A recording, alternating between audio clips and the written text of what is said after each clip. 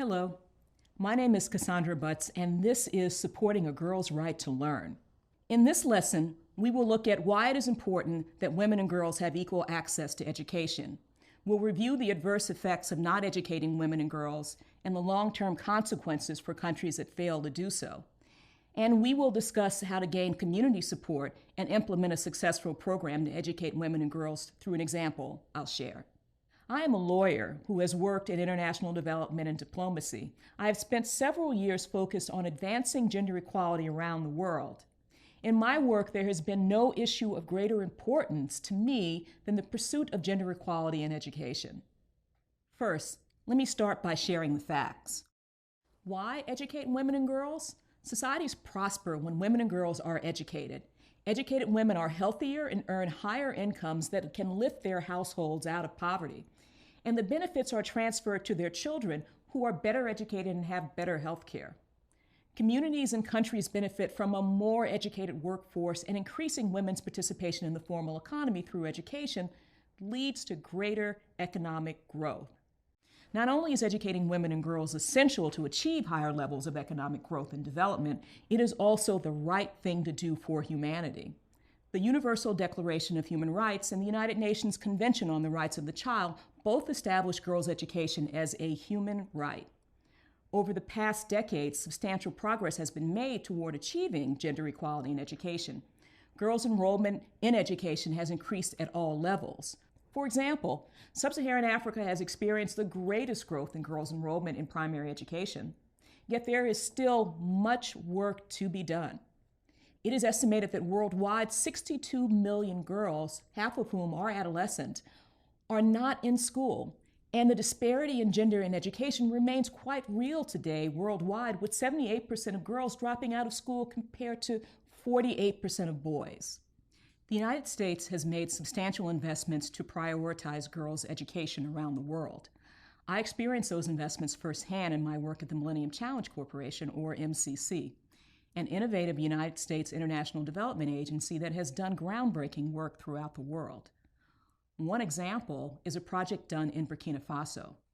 Recognizing the substantial number of primary school-age students who are out of school in West Africa in general, and Burkina Faso in particular, MCC partnered with the United States Agency for International Development to invest in a project called Burkinabe Response to Improve Girls' Chances to Succeed, BRIGHT.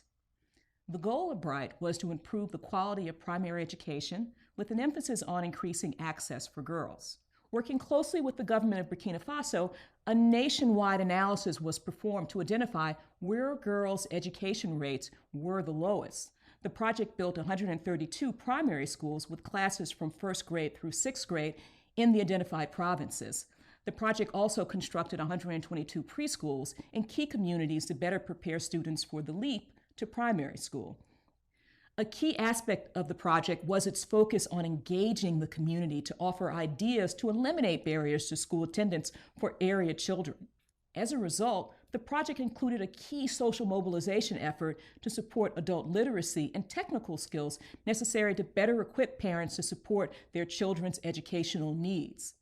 The project also embraced other social supports that were critical to encouraging student attendance and ensuring that students entered school capable of learning and retaining their lessons.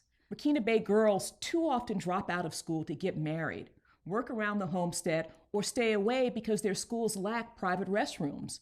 Boys often leave school to work in gold mines, and boys and girls miss school because of hunger or illness. To alleviate these obstacles, MCC funded sacks of dry rice for home consumption during the school year.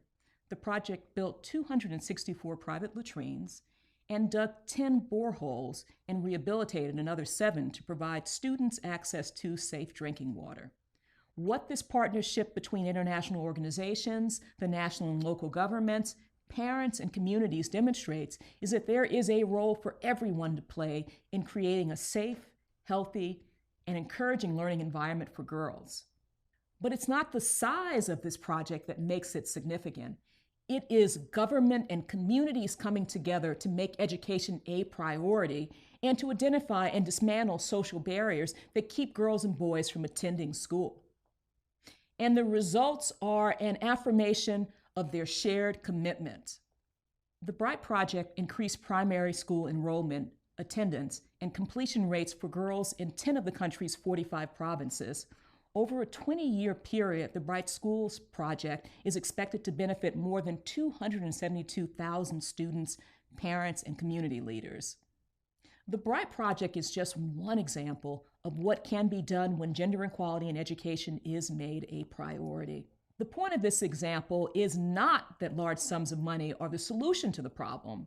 At the heart of the solution are individual stakeholders and local organizations working together within communities to identify and remove obstacles to educating girls. A perfect example of this is happening in Malawi. There, organizations are mobilizing mother groups at primary schools to monitor girls' attendance and encourage girls who have left because of pregnancy or marriage to return to school. Many of these mother groups are also producing sanitary pads and selling them to girls at reasonable prices to eliminate a real obstacle to school attendance.